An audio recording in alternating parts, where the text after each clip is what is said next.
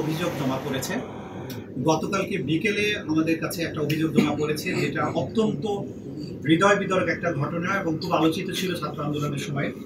18ই জুলাই তারিখে সাভারে আপনারা সবাই দেখেছেন মিডিয়ার কল্যাণে, সোশ্যাল মিডিয়ার কল্যাণে, যে এপিসি থেকে একটা ছেলেকে গুলি করে তাকে অর্ধমৃত অবস্থায় এপিসি থেকে নির্মমভাবে ফেলে দেওয়া হয় গ্রাউন্ডে। তার নাম ছিল আসহাবুল ইয়ামিন। সে MIST অর্থাৎ military institute of science and technology, সেখানকার ছাত্র ছিল। সে দুঃসাহসী ভূমিকা নিয়েছিল যখন পুলিশ নির্বিচারে গুলি করে ছাত্র আন্দোলনকারীদেরকে হত্যা করছিল। সেই সময় পাশ থেকে সে লাফিয়ে উঠে এপিসি থেকে যে ঢাকনাটা খুলে অভ্যুত্থানকারীদেরকে গুলি করা হচ্ছিল, সে চেষ্টা করেছিল সেই এপিসির ঢাকনাটা বন্ধ করে দিতে, যাতে করে সেই এপিসি থেকে গুলি করে ছাত্র হত্যা করতে না পারে। এই পর্যায়ে যখন সে এপিসির উপরে উঠে যায়, তখন দুজন পুলিশ এসে তাকে প্রথমে গুলি করে আহত করে। এরপরে এপিসির ভেতর থেকে উঠে আরেকটা পুলিশ বের হয়ে সরাসরি তাকে গুলি করে তাকে হত্যা করার চেষ্টা করে এবং গুরুতর আহত অবস্থায় এপিসির উপরে তাকে রেখেই অনেকক্ষণ ধরে আন্দোলনকারীদের আশেপাশে এই এপিসি নিয়ে ঘুরে বেড়ায় পুলিশ।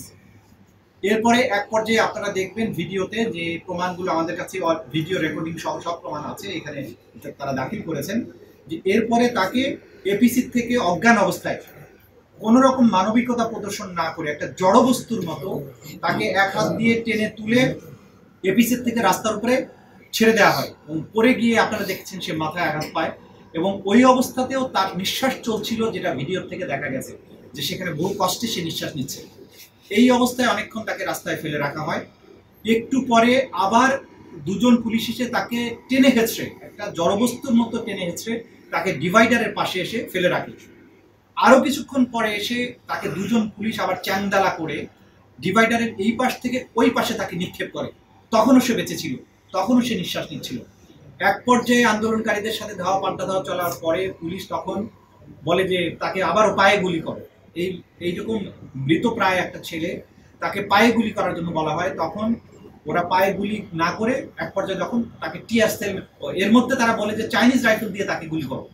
মানে মৃত্যু নিশ্চিত করার জন্য 4-5 বার গুলি করার পরেও তাকে চাইনিজ রাইফেল দিয়ে গুলি করার জন্য পুলিশকে নির্দেশ দিতে, এগুলো ভিডিওতে শোনা যাচ্ছিল, সবকিছু প্রমাণ এখানে আছে।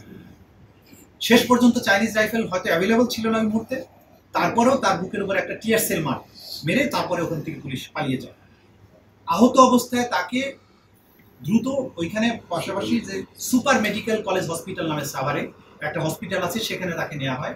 হসপিটালের গেটে গিয়ে তাই সে পানি চায়, পানি খায়, তখনও সে বেঁচে ছিল। হসপিটালের অথরিটি তাকে চিকিৎসা দেয়নি, তার জন্য গেটটা পর্যন্ত ওপেন করেনি। 1 ঘন্টা ধরে সেখানে ফেলে রেখেছিল কোনো রকম চিকিৎসা ছাড়া। অ্যাম্বুলেন্স সাহায্য চাওয়া হয়েছে, সেগুলো নিয়ে যাতে তাকে বিভিন্ন হসপিটালে নেওয়া যায়, সেটারও সাহায্য করেনি এই সুপার হসপিটাল অথরিটি।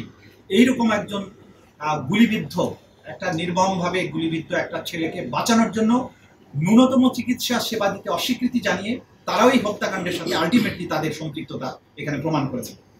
এরপরে অন্য একটা হসপিটালে নেওয়া হয়, ততক্ষণে সে মৃত্যুবরণ করে, শাহাদাত বরণ করে।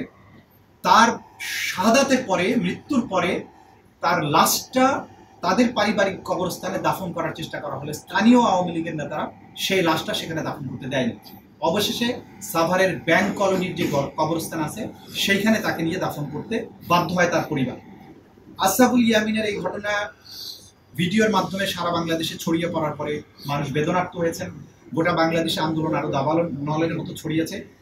এই যে তার হত্যাকাণ্ড, এটার জন্য আজকে তার পরিবারের গতকালকে তার পরিবারের পক্ষ থেকে তার মামা এসে আমাদের ট্রাইব্যুনালের কাছে এই ঘটনাগুলো বিস্তারিত বিবরণ তুলে ধরে প্রধানমন্ত্রী সহ 78 জনের বিরুদ্ধে, এখানে পুলিশ প্রশাসন যারা এপিসি চালিয়েছিল, এপিসির ভেতরে যারা ছিল, এদেরকে আইডেন্টিফাই করে সাভারের পুলিশের যে সমস্ত অফিসার ছিল সেগুলো সহ যারা চিকিৎসা দিতে বাধা প্রদান করেছে সবার নাম সহ মোট 78 জনের বিরুদ্ধে এই অভিযোগ গতকালকে আন্তর্জাতিক অপরাধ ট্রাইব্যুনালের প্রসিকিউশন টিমের কাছে তারা দায়ের করেছেন। গতকালকে যেহেতু আমরা আপনাদের সাথে কথা বলার পরে এটা দায়ের হয়েছে, এটা আপনাদেরকে জানাতে পারিনি, আজকে এটা আপনাদেরকে জানিয়ে দেব। আজকে